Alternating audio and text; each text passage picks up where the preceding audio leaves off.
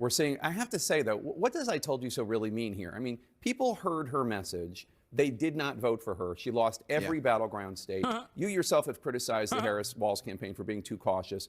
She may have told the American people, she may have warned the American people, but she didn't do it compellingly enough to win.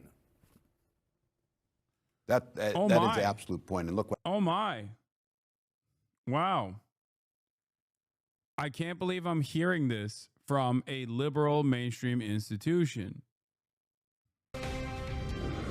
Because, there were many things that... Yeah, the girls are fighting. We knew would happen. Many things. I'm not here to say I told you so. Oh, God, I don't like her at all. I can't stand her. I'm not here to say I told you so. Ha, ha, ha, ha, ha, ha. The country's on fire because of your inability to fucking read the goddamn room. Because you wanted to literally do Scissor Sisters with Liz Cheney parading a fucking war criminal's reactionary daughter around. Okay? Get the fuck out of here. Oh my God. Oh my God. I can't fucking stand these monstrous scumbags, dude. It's crazy. Like they loved the death and destruction that Israel put on top of the Palestinian people. No matter how unpopular it was, across the political spectrum, they were like, nah, we love genocide. Sorry, we like it more than we like defending. We like defending the future of American democracy, you know? How could this have happened? We couldn't Brett Summer our way out of this? It's crazy. Former Vice President Kamala Harris back with a little "I told you so" this week as President Trump's tariffs are setting off global shockwaves. So what does Harris's former running mate think? Well, she's the front runner for 48% for 2028. Yeah, I think the Democrats are cooked, honestly. They really are. They don't learn. They don't understand. They will never understand. I will not lose hope.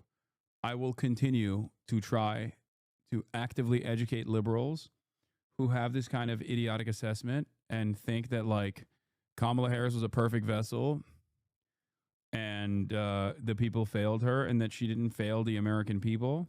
Okay. People say you got to break away and create a third party, but what you don't understand is this is where the motion is. This means that this low key kind of means that the liberals are a little bit off base as well. Do you understand?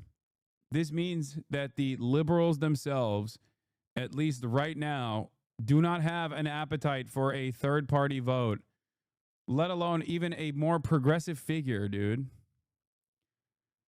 We have to re-examine the way we look at like the Democratic Party's base of support. This is terrifying. Yeah, also here, if the presidential election, according to Overton Insights, if the presidential election were held again today, who would you vote for? Trump 48 against Harris 45. Oh, it hurts. It hurts. It hurts. It hurts. It hurts. It hurts. It hurts. It hurts so much, dude. Democratic Governor Tim Walz of Minnesota has been on a national town hall tour through red.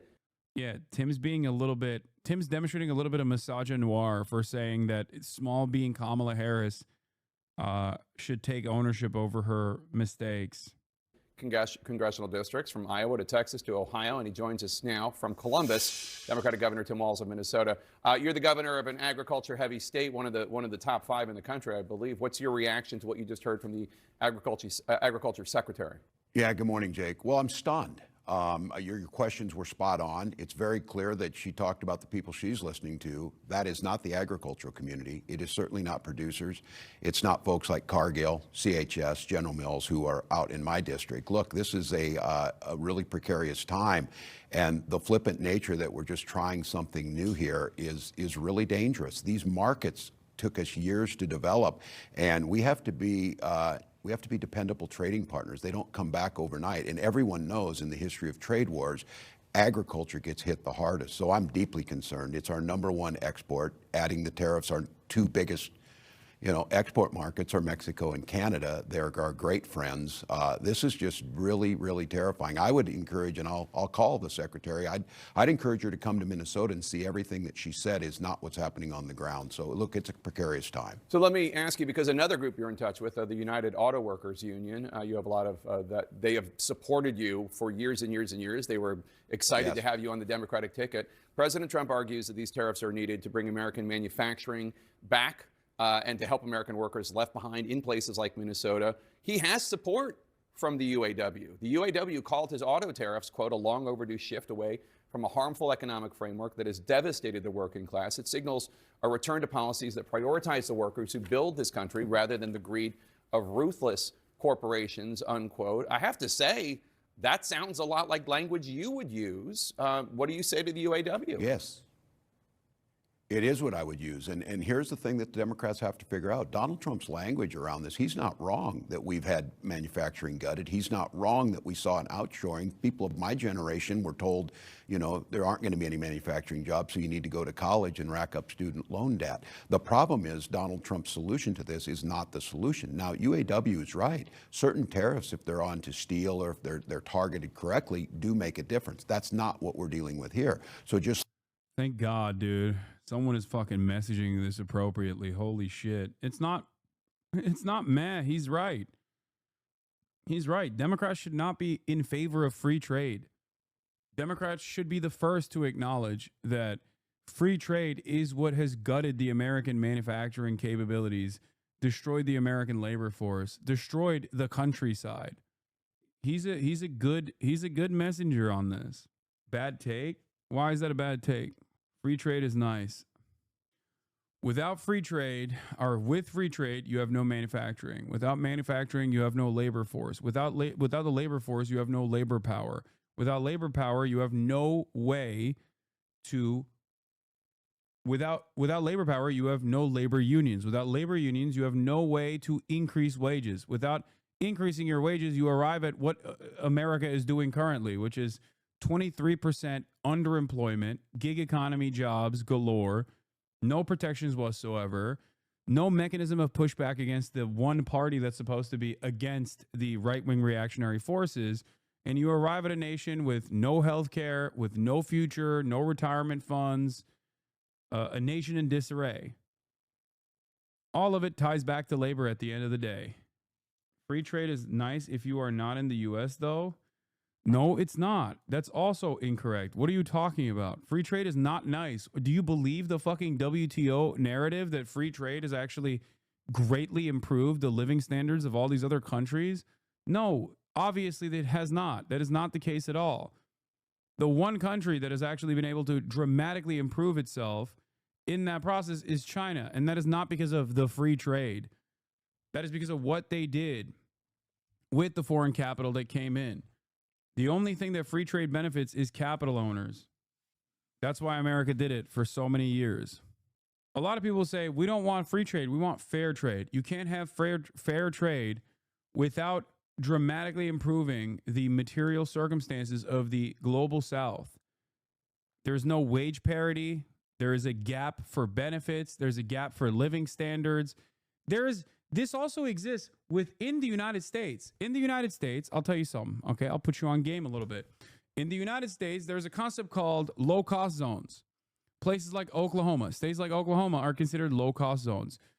And companies try to move to these low-cost zones. Why do they do that? Why is it considered a low-cost zone? Because less regulation around labor rights and also cheaper cost of living in general, okay? It ultimately fails, though, because there is no initiative to improve these opportunity zones or these low-cost zones. So people don't want to fucking live there, and they inevitably leave. But the reason why they exist, the reason why such a concept even exists internally within the United States of America is because there are areas where you can get away with paying people less. Free trade is basically that on steroids. Low-cost zones also mean that a lot of the background employees that you hire are that you can pay even less. That doesn't end up improving the situation in these states anyway. last week, 650 taconite miners are laid off. Those taconite miners are mining the taconite to make the steel to build the automobiles. So I don't disagree where they're at, and I think this is the Democratic dilemma. Donald Trump talks about the things that are real in the angst of people's lives. He doesn't do a damn thing about it. In fact, he does just the opposite, and he pals around with the people that caused the problem, and we don't offer him a solution, so it looks like we're not hearing him. So I disagree with Sean Fain and UAW on this issue. I don't disagree with them on that we made decisions over the last 30 to 40 years that I don't think helped America, but this is not the solution to it. Isolating ourselves is not the solution. We need to make sure that we're focusing. And again, I would just end with this, Jake. Donald Trump has not once ever cared about workers. This is why you need to support unions across the board, support the ability to have a living wage. So we heard your former running mate Kamala Harris say she's not here to say I told you so, although obviously that's what she was saying about all the Trump chaos.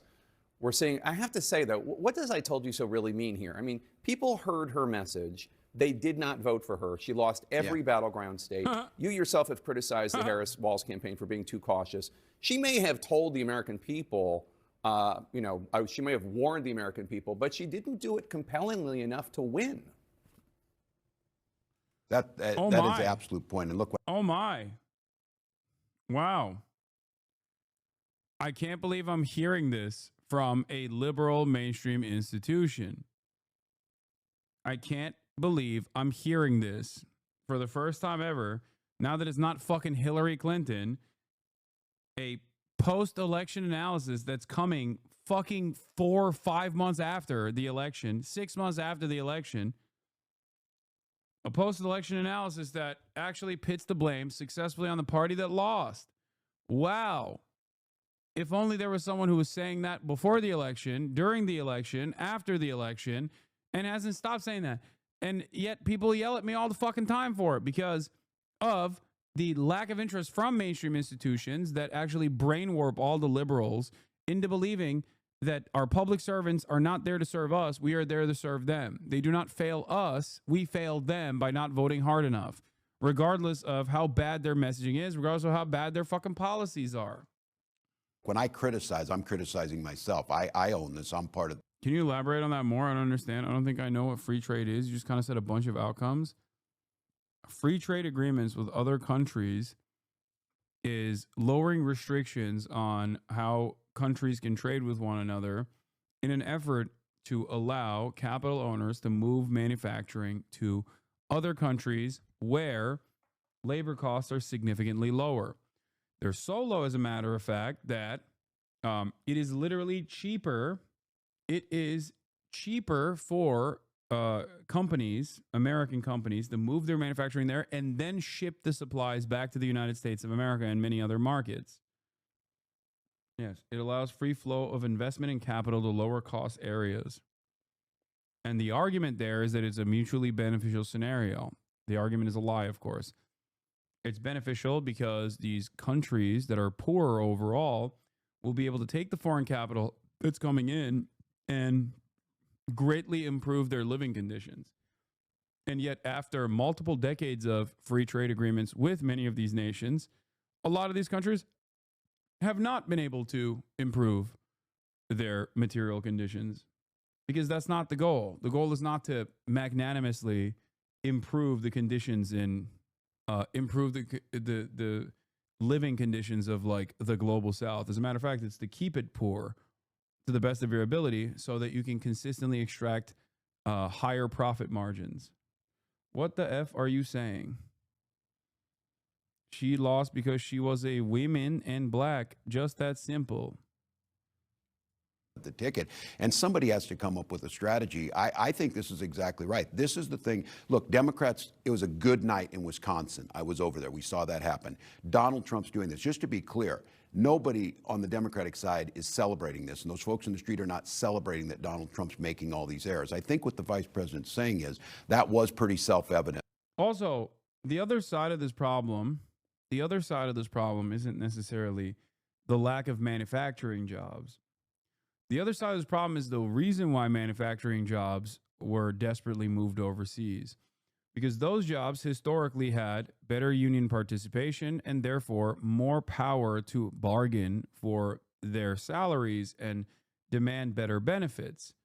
This made it an incredibly costly endeavor for capital owners. Once those jobs moved overseas and labor union participation plummeted and labor power plummeted, there's also environmental regulations as well. You're right. There's a lot of stuff.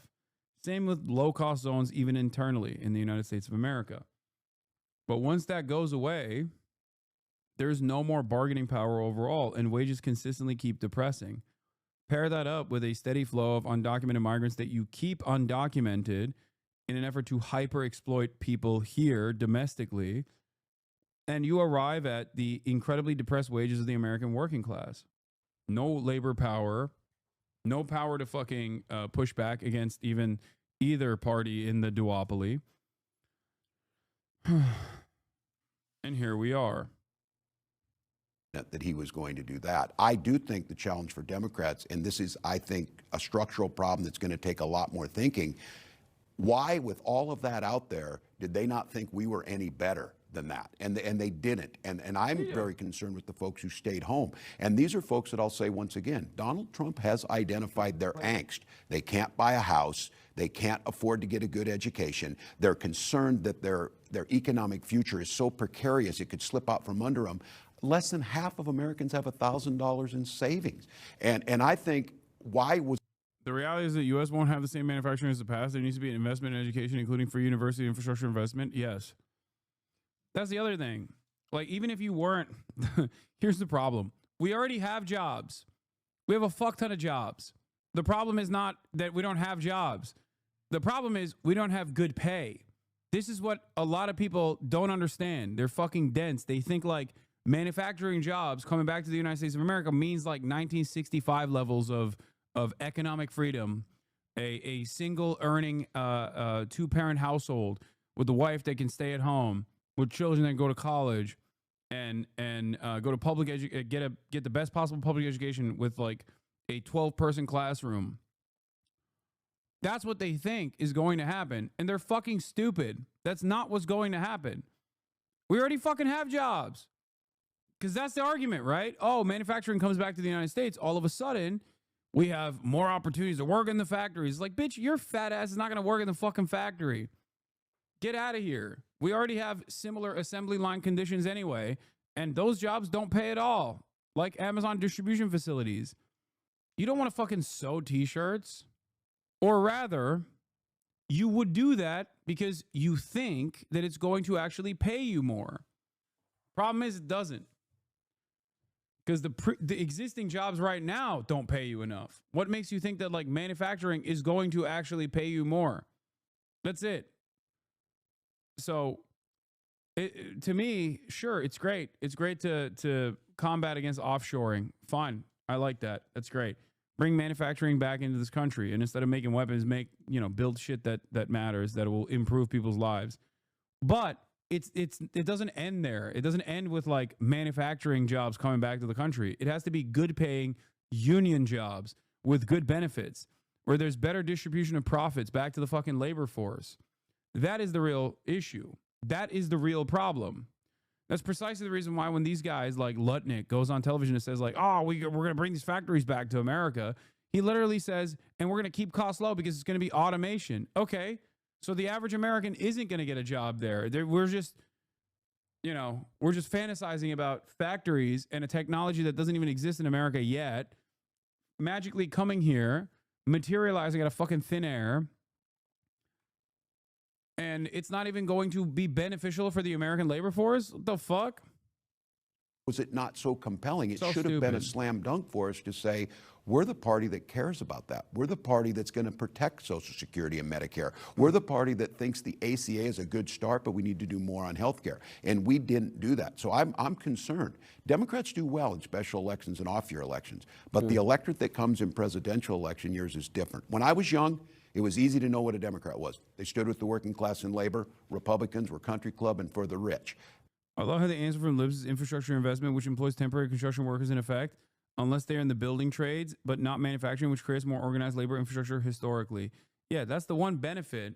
But I think H. Bizzle, you would agree with me when I say this.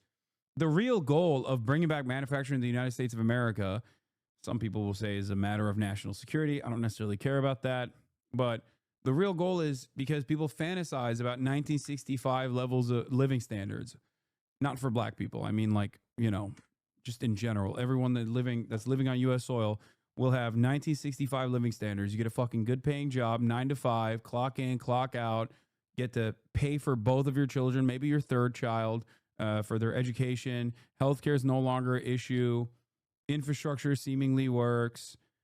It's just like, that's the fantasy. And they think the only way that you can fucking do that is through manufacturing jobs. I'm saying I don't have an issue with that because manufacturing, as H. Bizzle also correctly pointed out, is one of the best possible ways of maintaining permanent, long-standing jobs. Okay, it's one of the most resilient parts of the labor force because there's always need for fucking microwaves and shit. Okay, but the real reason why people want that is because of all the benefits that I'm mentioning, and you can't get those benefits without labor unions. You can't. Like if their goal is to bring back like sock factories and t-shirt factories and garment manufacturing to the United States of America, great. Except if they're not unionized, then those guys are not getting shit out of this. And if their goal is to inevitably automate all of that process through artificial intelligence and automation and robots and whatnot, then no worker ends up seeing the benefits of that anyway. Today, you ask people, they don't.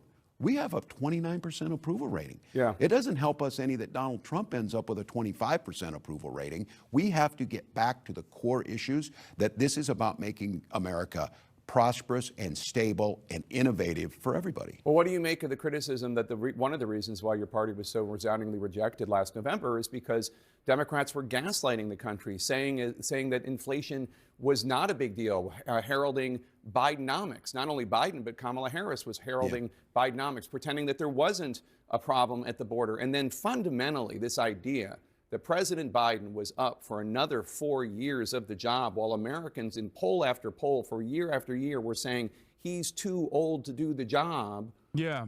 Who else wasn't calling that into question, though?